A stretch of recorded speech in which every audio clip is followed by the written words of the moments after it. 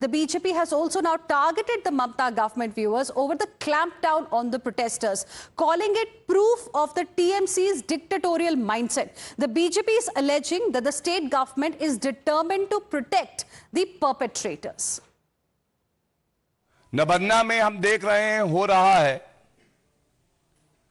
वो चिंताजनक है। वो संविधान को तार-तार करने वाला है और स्पष्ट दिखाई दे रहा है कि अगर देश में कहीं तानाशाह है, अगर देश में कहीं तानाशाह है तो वो तानाशाह ममता बनर्जी हैं। ममता बनर्जी बिल्कुल स्पष्टता से एक स्टैंड लेती हैं कि वो आरोपियों के साथ खड़ी रहेंगी, उनको संरक्षण देंगी। Today we are seeing in Bengal, there is no Didi, it is actually Idi Amin or Didi Amin that is showing how Tanashahi mindset and culture TMC has become prevalent in West Bengal. This is dictatorial attitude. Instead of standing with the family of the victim for justice, we are seeing that Mamata Banerjee's government from day one is standing for Balatkari Bachao, Saboot Mitao, Satya ki Awaaz Dabao. Today when protesters are using their constitutional right to protest for justice, they are being stopped as if they have come from some different country. This kind of protection and making into fortress is not even done by Mamata Banerjee to stop Rohingyas, to stop illegal invaders. But this shows the mindset of Mamata Banerjee.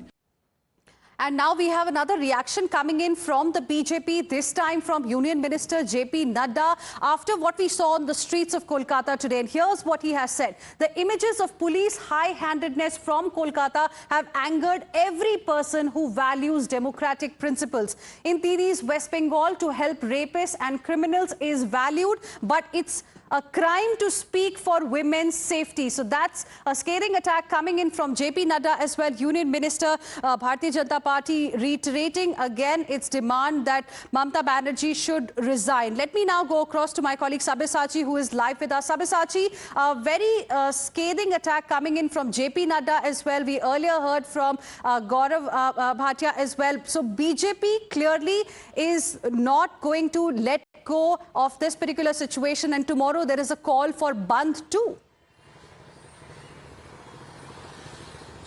Well, absolutely. See, several BJP leaders has hit back at the Trinamool Congress. First, it was Gaurav Bhatia who holded a press conference stating that if there is somewhere dictatorship in the country, it is in West Bengal. Now, Union Minister JP Nadda has hit back at the Trinamool Congress and Chief Minister Mamata Banerjee, stating that in Didi's West Bengal, it is absolutely right to support the criminals and rapists, but it is absolutely wrong to speak on the safety of women. Now, JP Nadda also spoke on the high-handedness of the Kolkata police that could be seen today. Now the BJP, in regard of the agitation that has been called in by the different student union, now the BJP has called for a 12-hour Bandh tomorrow. Now the BJP, in solidarity with the students who have been injured in this protest march, in solidarity to them, the BJP has given a call of 12-hour Bandh in the state of West Bengal and have asked every single citizen to join them.